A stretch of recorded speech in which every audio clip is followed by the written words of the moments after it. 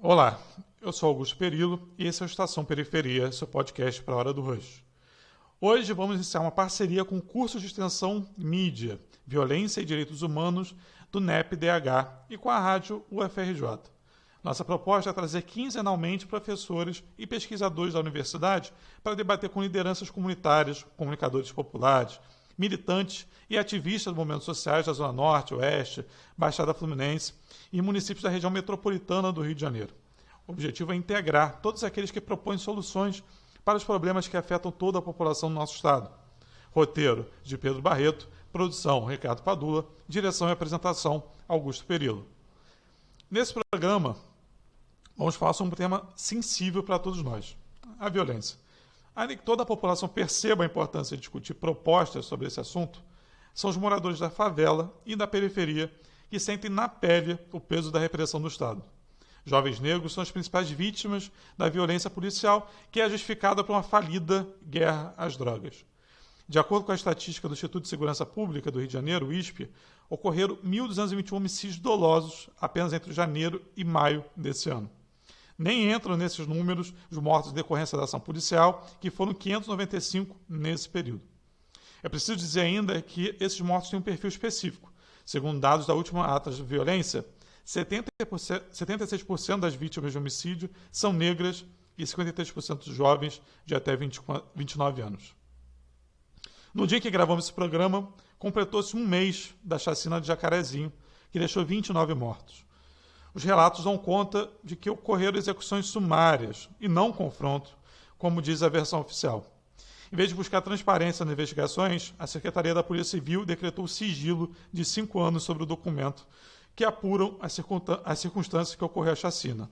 Ontem, no dia 8 de junho, uma gestante foi assassinada por um pseudo-confronto no Lins, zona norte do Rio.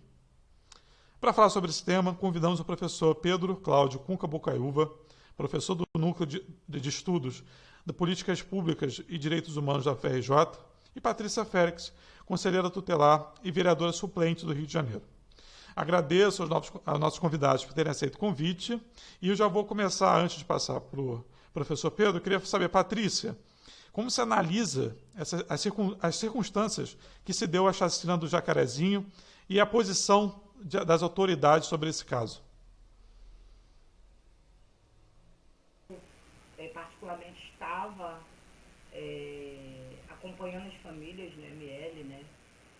Então eu vivi muito de perto com a situação no dia 6 de maio. Por volta de meio-dia o telefone não parava de tocar e a Comissão de Direitos Humanos foi acionada e nós fomos, um grupo foi para o ML, um grupo foi para a favela e outro grupo foi para os hospitais para dar o suporte às famílias, porque eles não só a operação, que eles falam que foi exitosa, né? Não só aconteceu a chacina, mas eles distribuíram os corpos e assistência nenhuma para as famílias. Então, na análise conjuntural, a criminalização não só dos corpos que estavam ali, mas também das famílias, sabe?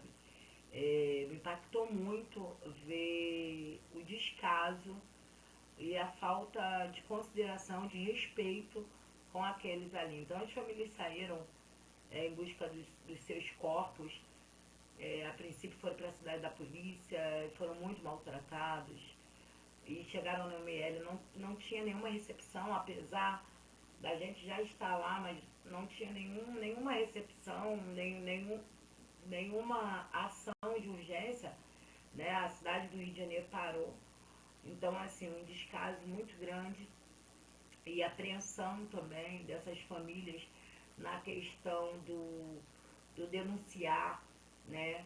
Do denunciar, o medo. A gente viu muito medo na população, muito medo. Foi um confronto que veio para mandar um recado, sabe? A gente tem aí a DPF não sendo cumprida, eles não, e foi um afronto e foi muito traumatizante. Falando assim até me emociona, porque eu lembro que eu fiquei, acho que 2 semanas sem conseguir dormir direito, enviador daqueles familiares, e o descaso de como foram tratados, né, aqueles corpos. Então tinham pessoas que rodaram o Rio de Janeiro todo, tinham pessoas que não sabiam que o hospital, por exemplo, da Ilha do Governador tinha também recebido corpos. Então não teve, a princípio a gente achou que ia só para um hospital, mas não foi para o Salgado Filho, Souza Guiar, e depois nós soubemos que foi para a Ilha do Governador. Então, assim, foi muito impactante essa falta de informação. E mais uma vez a gente vê a criminalização da pobreza e a penalização não só daqueles corpos ali supostos, né, que aí tem a opinião pública toda, a questão dos mandatos, mas a questão da pena e ultrapassar a quem eles querem realmente tem que fiscalizar, né? É isso. Professor Pedro, o senhor tem se dedicado a pensar os territórios a partir da reflexão sobre o tripé, né? O necropolítica, negacionismo e neoliberalismo. Como o senhor, esses três elementos, como o senhor enxerga esses três elementos no caso do Jacarezinho? Bom, agradeço o convite, Augusto, Patrícia, saúdo pelo documento a fala absolutamente contundente que traduz um pouco tudo isso, quer dizer, ou seja, o neoliberalismo é a desqualificação do sujeito que fica à mercê da ideia de que ele vai ter que se virar, né? Ou seja, o sujeito tem que virar um empreendedor de si mesmo, sobreviver como puder na selva capitalista e a redução de direitos, o fim do Estado Social, né? O negacionismo, ele na realidade não é só alguém que nega uma verdade conhecida ou que acredita numa falsa verdade, ele é uma estratégia de desqualificação, ele é uma estratégia de destruição do outro, ele é uma estratégia de imposição desta coisa que pune várias vezes o sujeito criando um discurso único, né? A imposição de uma lógica única de pensamento agressiva, violenta, negadora, mas claro que trabalha com certas características e misturas que são fundamentalmente contra o conhecimento, contra a comunicação, contra a clareza do argumento, eliminando a possibilidade de saídas com racionalidade, com negociação e com política. Faz parte da destruição do universo que possibilita a política a partir dos fatos, a partir das condições de existência. E o terceiro elemento, o elemento na necropolítica, já é traduzido no Brasil como genocídio, né? Quer dizer, o Brasil, necropolítica é um conceito que está criticando a ideia de um biopoder que faz economia, explora o corpo dos sujeitos, mas que já tem a presença da gestão da morte. Mas nós já temos aqui um mundo que autoriza a matar, que regularmente trava uma guerra e produz. Bom, e como disse a Patrícia, quer dizer, o genocídio é o processo histórico do longo prazo. Não é? Chacinas são os nomes que se dão a episódios que envolvem a ideia da carne, mas aos massacres. O Jacarezinho foi um massacre, ele tem um objetivo político, ele é um evento inaugural de um novo ciclo de violência e segregação, ele é um golpe para pôr medo no conjunto da cidade, ele é a tentativa de discriminar, ele é objetivamente um banho de sangue político, inclusive como ele foi dentro desse cenário que ela descreveu, ele objetivamente foi um ato político. Inclusive, ele se chamou exceptions, ou seja, ele trabalhou com a ideia de exceção. Ele já desde o início faz uma operação de confrontação. Ele diz que foi tudo direcionado para mandatos. Ele não dá o nome dos sujeitos e das vítimas, ele não esclarece, ele não dá essa informação. Na sequência, inclusive, vem todo esse processo de proibição. Evidentemente que houve uma reação política maior, dessa vez no próprio território do Jacarezinho. Tem um último aspecto, o Jacarezinho é também, classicamente, a favela que foi chamada mais negra, da origem proletária. É a favela de onde saiu o famoso debate do direito dos oprimidos, ou seja, houve um período que, mesmo na ditadura, em todos os momentos, a população também geria seus códigos de proteção e defesa. Ora, com as milícias e com esses massacres, está se destruindo todo e qualquer tipo de autonomia, a qualquer tempo, em qualquer hora. Por exemplo, o funcionamento da escola, as vacinas, aqui se mostrou que se quebrou todo e qualquer elo de mediação e respeito em relação à população, vitimizando o conjunto. Quer dizer, então, é um avanço de modo, de escala, né? Como fazer tiroteio na hora, não é? Atacar de helicóptero a comunidade num momento que tem aulas. Né? Então, nós estamos rompendo a cada minuto com qualquer velamento dessa guerra contra as populações. É difícil, né? Ontem, reforçando o caso da gestante que foi assassinada num confronto que não deveria acontecer, né?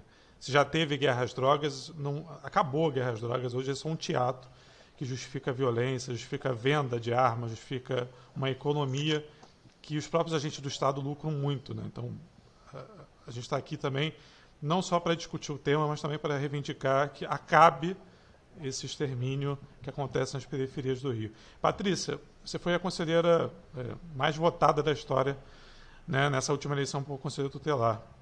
Observando os dados sobre homicídio de jovens do estado do Rio de Janeiro, imagino que esse seja um trabalho bastante complexo, né, para você. Você pode contar para a gente um pouquinho o que faz uma conselheira tutelar nesse cenário e o que é possível fazer para amenizar esse quadro, né, a partir da atuação, obviamente, que você tem? Posso sim, querido. Então, primeiro, vale ressaltar que o Conselho Tutelar é um órgão de ponta, né, uma legislação motivada, criada, pressionada pelos movimentos sociais na década de 80, no fim da ditadura militar, junto ao Poder Constituinte, e que a gente cria o Conselho Tutelar como forma de dar à criança e ao adolescente, todas as crianças e adolescentes, o perfil de um sujeito de direito. Né? E o conselheiro tutelar nada mais é que o zelador desses direitos, né? E muitos violados. Então, quando a gente fala do Conselho Tutelar, a gente fala literalmente do artigo 227, que a criança e adolescente é prioridade do Estado, da família e da sociedade. E o conselheiro tutelar, ele vai ser o sujeito que vai estar requisitando, não fiscalizando, que quem fiscaliza é o MP, não judicializando, que quem faz isso é o judiciário, mas a gente vai estar, em nome da sociedade civil, requisitando serviços. E aí se confunde o que é o Conselho Tutelar hoje com o que ele faz. Mas essa eleição teve uma participação popular muito grande, né? Como você falou, nós tivemos eleições outroras que as pessoas entravam com 50 votos, então era mais uma ação entre amigos. Hoje a gente percebe que a qualidade dos eleitores aumentou, diversificou muito, principalmente os eleitores da esquerda, que a maioria, muitos não sabiam que podiam votar no Conselho Tutelar. E nós, por exemplo, do Conselho Tutelar da Zona Sul, quando teve o caso do João Pedro, nós aplicamos uma medida de proteção, sim, antes da DPF 635 do Fachin, com a Secretaria de Segurança do Rio de Janeiro, sobre a questão das incursões policiais dentro das comunidades, que foi no começo da pandemia. Então, o Conselho Tutelar, hoje, mesmo aparelhado, sucateado, ele respira e tenta sair desse aparelhamento, né? No Rio de Janeiro, principalmente, a gente teve aí um bispo na prefeitura, onde aparelhou muito mais, né? O projeto bolsonarista é o projeto do Conselho Tutelar, representado pela nossa ministra Damares.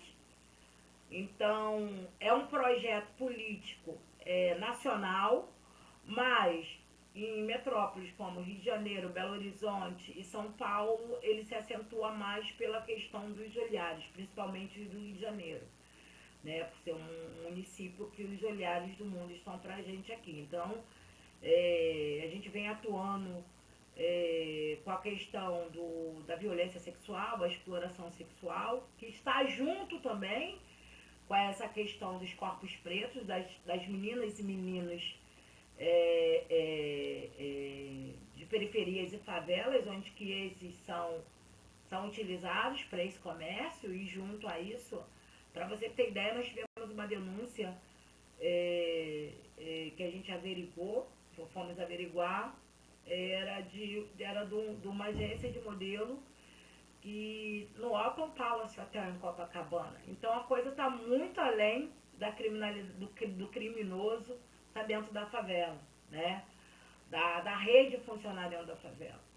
A favela, ela acaba sendo um bolsão para, como o professor Cunca trouxe para a gente muito bem, para ter algumas ações que intimidam, amedrontam, e eles mostram esse poder devastador, né, de uma política pública falida, porque hoje nas comunidades, nas favelas, quem entra dentro das comunidades, eu falo sempre isso, é a polícia armada.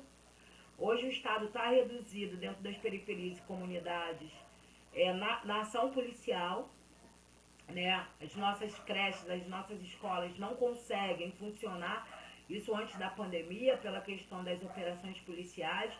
Os correios não entram mais dentro das comunidades. Se você é morador de uma comunidade, você é criminalizado, porque muitas vezes você não consegue sair para trabalhar. O que aconteceu na Jacarezinho foi muito enfático, né? Pessoas não conseguem fazer cirurgia, pessoas não conseguem acessar outros serviços com essas operações. E o Conselho Tutelar está ali com o braço forte. Deveria estar, né? Mas como eu falei, nós estamos tentando, através dessa eleição de 2019, dar esse respiro e trazendo a sociedade civil para essa discussão. O que está acontecendo, sabe, Primo? Hoje eu me sinto muito, muito satisfeita, apesar do resultado ser muito pequeno ainda, mas a gente está aqui hoje falando do Conselho Tutelar, coisa que a gente não pensaria da gente estar no podcast falando sobre esse tema antes de 2019, né? Então, acho que a esquerda ela entra nesse debate. A gente também tem o debate das mulheres, da população negra dentro dos parlamentos. Nós tivemos uma eleição agora, onde que eu fui candidata a vereadora, com várias figuras representando a negritude, as mulheres, os LGBTs, QI+. Então a gente muda o paradigma, mas com muita resistência e com nossos corpos sendo ameaçados o tempo todo, como a gente vê aí. Não é diferente o conselheiro tutelar que combate essa prática, porque é uma prática do patriarcado, né? Quando a gente fala de exploração sexual, infantil, juvenil, quando a gente fala de exploração de órgãos, quando a gente fala de tantas mazelas que envolvem criança e adolescente, a gente também está enfraquecendo um esquema do patriarcado que acha que a criança ou adolescente negro da periferia ou da favela, ele vai ter que ter uma educação subalterna, para ter um emprego subalterno, para ser gerenciado por essa classe que sempre dominou, né? Nós deveremos ser porteiros, cozinheiras, nada contra, qualquer profissão é digna. Mas é isso que nos cabe. Então, o Conselho Tutelar está aqui para a gente requisitar melhor educação, melhor sistema de saúde, com toda a dificuldade, mas a gente está tentando.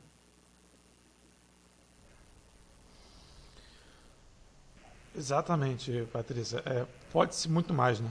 Essa que é a questão, né? Professor Cunca, vou te soltar uma bomba aí, mas qual deve ser o papel da universidade e dos acadêmicos para mudar essa realidade de conflitos de violência? Bom, em primeiro lugar, dar potência e força a pessoas como a Patrícia, que estão no centro, como defensora de direitos, como mulher lutadora, como alguém que entende os problemas, como formulação, como estratégia intelectual, como perspectiva política, como ação jurídica. Ela mostrou tudo, ela mostrou o campo da representação, tanto do Conselho, que é uma enorme representação, ele é interessantíssimo como escola de educação, de formação de democracia direta, tão importante quanto os conselhos de políticas públicas, mas ele é o mais democrático e amplo, então ele tem uma enorme potência. Isso foi debatido, na UERJ tinha cursos, eu participei dos processos coletivos de formação junto com conselheiros, os conselhos dos direitos das crianças. Bom, a segunda coisa,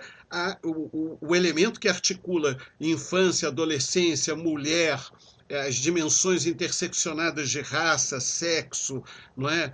Gênero e todas as questões da sexualidade, junto com essa articulação de corpo, subjetividade e território. Quer dizer, a universidade tem que apoiar a formação dos quadros, esse espaço das políticas de cota, a entrada e o ingresso das pessoas que vêm das periferias, essa potência transformadora e intelectual que já tem se refletido nas Marielles, nas Mônicas, nas Renatas, nas Patrícias, quer dizer que já há uma relação entre a atividade intelectual, a atividade de formação, a luta social, a conquista do campo negro e popular e dos seus movimentos de autonomia, a organização dos territórios. Ora, nós temos que convergir todos para pensar a política de cidade, as políticas urbanas, as políticas de saneamento, as políticas de moradia, as políticas de educação. Quer dizer, a universidade tem que se comprometer e se engajar com a cidade, com as forças e sujeitos dos direitos que estão emergindo dessas lutas, os novos protagonismos, essas plataformas, essa leitura que define moradia, que define questões, até porque as classes populares, quer dizer, não vamos esconder, quer dizer, quem busca e encontra soluções para o cotidiano, para a moradia, etc., são as próprias classes populares, porque as políticas públicas fracassam, não tem saneamento, não tem transporte adequado. E ali onde se diz que seria a racionalidade maior do sistema que a escola, não se deixa funcionar, como foi dito aqui. Quer dizer, você pega um ano inteiro escolar, tem mais de 50 dias, por exemplo, na Cidade de Deus, que a escola foi obrigada a fechar, fora o trauma cotidiano. Quer dizer, o que a Patrícia descreve, o que é ter tiro do lado o tempo todo, bala em cima, morte, sangue, violência geral, quer dizer, não há. Nós temos fotos aí das ocupações e o fracasso, 2000, ou seja, 3 anos atrás, no Lins, as Forças Armadas estavam lá. Eles já fizeram GLO, elegeram um capitão, elegeram um juiz a favor de morte e continua. Na hora que entra o vice-governador, depois do fracasso criminoso do outro que tinha ordem de matar, ele se encontra com o Bolsonaro e no dia seguinte tem um massacre. Quer dizer, esse cenário, qual é o drama? O drama é que toda essa inteligência e articulação política que precisa de tempo, desse emergir do novo bloco, desse território, digamos assim, de inteligência coletiva, de força política, de novos projetos, de autonomia, de uma releitura da desigualdade e da centralidade da periferia com a sua potência, tudo isso é o tempo todo sufocado pela guerra continuada. Como fazer isso? Quer dizer, em parte a universidade tem que juntar os processos de formação, a presença no território, a ajuda na qualificação dos quadros, a escuta e, principalmente, ser o lugar onde essa nova inteligência negra vai encontrar a sua voz e trazer questões que fazem uma leitura mais adequada. E nós vamos encontrar as condições de fazer convergir as tecnologias, atividades e as ciências para o direito à cidade, a partir do direito à vida. Quer dizer, é como a questão sanitária, ela não se resolve só com vacina. Eu preciso de água limpa, eu preciso de renda, eu preciso de comida, eu preciso, então, integrar as políticas. Bom, no nosso caso do NEP, é articular toda essa estratégia que valoriza as defensoras e defensores de direitos humanos, todo esse quadro extremo de banalização da crueldade, que é o que acontece no Brasil. Esse é o meu grande objeto. O Brasil não é mais banalização do mal, não é a indústria geral que mata e joga os corpos. Ainda tem o gozo punitivo, a satisfação racista, a mentira induzida, a violência programada, o prazer na execução. Chega-se ao ponto de filmar a execução sumária, o próprio sujeito que a perpetra. Quer dizer, nós estamos o tempo todo, nós estamos com o problema da hipervisibilização, com todo esse paradoxo. As cenas estão aí, as provas materiais estão aí, quer dizer, não há segredo de justiça no que acontece. Vou ficar 5 anos sem mostrar o que o Pazuello fez ou o que fez lá no Jacarezinho. A grande novidade é que está tudo já visibilizado, as provas documentais. Eu não preciso provar que houve negligência criminosa no oxigênio de Manaus. Está aí, a prova é objetiva, as provas dos crimes são objetivos. Qual é o problema? O problema é lidar com essas forças sem velamento, porque mesmo que elas no longo prazo não sobrevivam, elas destroem muito. Então você vê esses lugares de guerra continuada, a destruição leva os sujeitos a terem que responder com violência contra violência, mais violência. É Jerusalém. É a metáfora do desastre da humanidade. Esses caras querem Israel, eles querem um só. Eles querem um terreno só, uma igreja só, uma ideologia só, um modo só.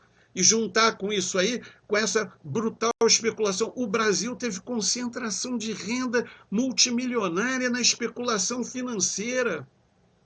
E essa coisa, o agronegócio rende, eu não sei o quê, mas a gente não tem água de qualidade mais. Então a mineração, os desastres, a gente está exportando mineral e continuamos prisioneiros de uma estrutura onde o sujeito está interessado no câmbio. Então, essa inversão de prioridades, o que a universidade tem que fazer? Inverter a prioridade. Centralidade da periferia, centralidade dos direitos sociais, novas vozes e protagonismos, acompanhar um novo bloco social e técnico, entender. Quando você ouve a Patrícia, eu posso, a partir do que a Patrícia falar, repensar as políticas públicas de infância e adolescência. Repensando isso, eu repenso o território, eu inverto prioridade. Vamos nos lembrar que essa cidade aqui foi contra, uma parte enorme dela foi contra o CIEP, por exemplo. Vocês já imaginaram? Todos dizem, não, precisa educar o povo é ignorante e burro. Nós temos uma elite ignorante, nós somos governados pela ignorância, pela brutalidade. A ignorância não está na periferia. Ouve a Patrícia. Na periferia está a inteligência, na periferia está a potência, está a criatividade, estão as soluções. Quando entra, inclusive, quando não funciona, não cai a casa feita coletivamente pela comunidade. Cai muito mais, quando não tem, evidentemente, uma enxurrada, uma coisa terrível, cai muito mais a casa feita pelo capitalismo selvagem que se articula com o capitalismo formal. Não vamos mentir, quer dizer, as forças que estão gerindo e produzindo esse capitalismo de controle das drogas e da miséria e da prostituição é a mesma que se conecta com as outras cadeias. Ela funciona nas lógicas de contenção. Ela vive de explorar essas relações que não parecem capitalistas, escravistas, precarizadoras, hoje são base para o capitalismo. O capitalismo depende do sujeito uberizado. Depende do trabalhador do aplicativo. Mas o trabalhador do aplicativo está começando a pensar.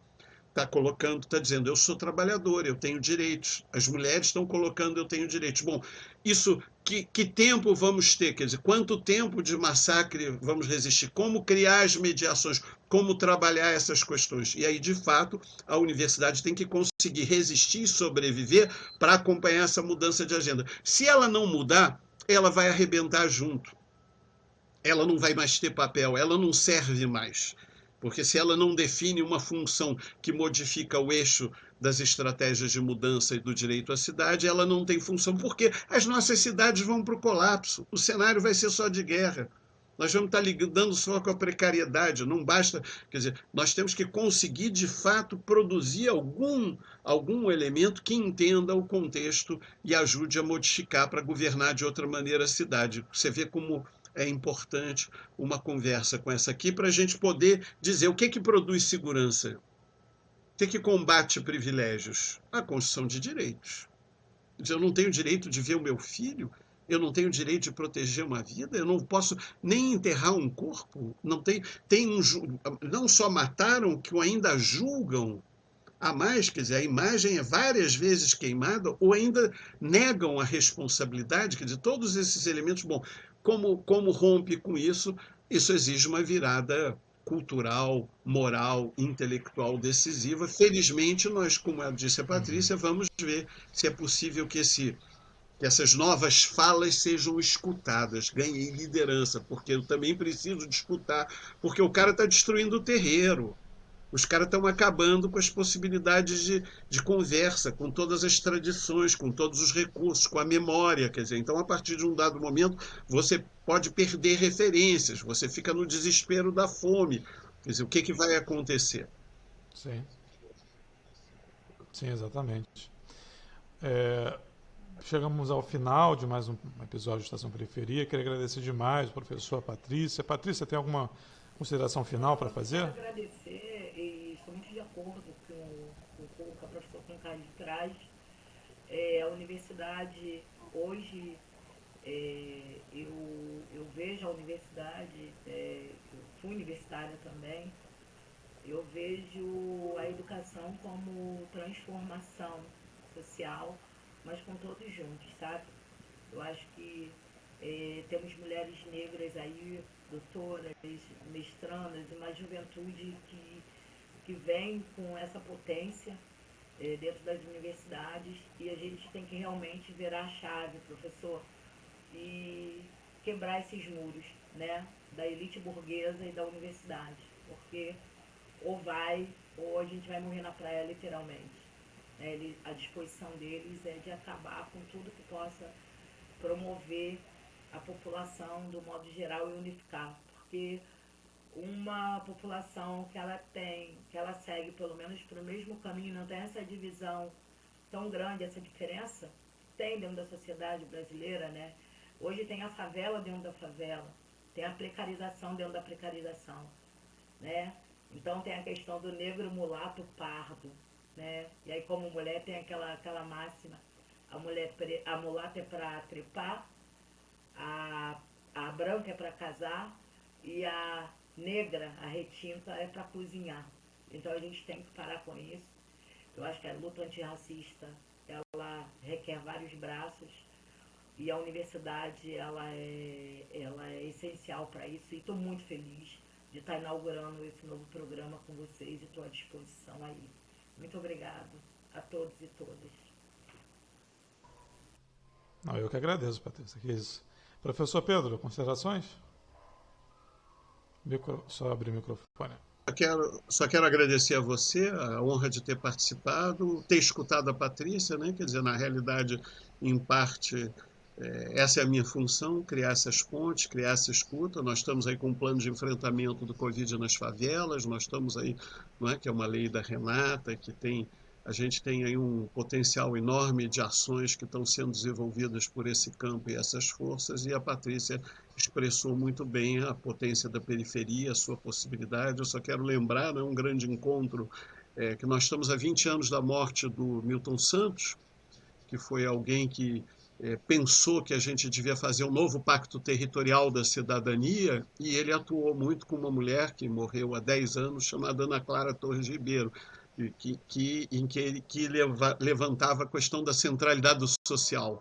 Eu acho que é muito importante a gente, quando ouvir, né, a gente ouve essa voz dessa potência do corpo que se organiza no território e que, de alguma maneira, vai fazer cidade. E o capitalismo abstrato, globalizado, o que ele faz é sugar a cidade. A nossa cidade foi sugada pelos grandes eventos, ela foi sugada pelo urbanismo de guerra, ela foi sugada pelos elementos de mercado, ela é todo dia sugada por uma certa indústria do entretenimento, mas ela é um território com múltiplas respostas, porque a forma negro-brasileira, como diria o nosso professor Muniz Sodré, tem uma enorme potência para reconstruir e dar outros sentidos.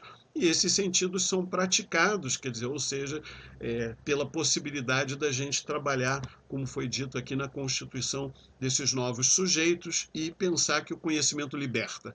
Né? Através da educação, talvez o conhecimento liberte e os territórios se organizem. Né? Então, organizar territórios, novas tecnologias, direitos, conhecimento, né? E essa potência, e a função da comunicação é dar força e voz a todo mundo. Parabéns, Patrícia, pela sua luta, pelo seu papel. Espero que a gente esteja à altura de abrir, né, espaço cada vez maior para pessoas como você. Obrigado. Obrigado, professor. Obrigado, Patrícia. Obrigado ao Pedro Barreto também, que está aí no auxílio técnico. Obrigado a quem nos ouve. E se alguém tiver alguma sugestão, alguma crítica, algum elogio, vá lá no e-mail produtoraembaixada@gmail.com e mande seu e-mail para a gente para ter esse feedback. E até o próximo Estação Periferia.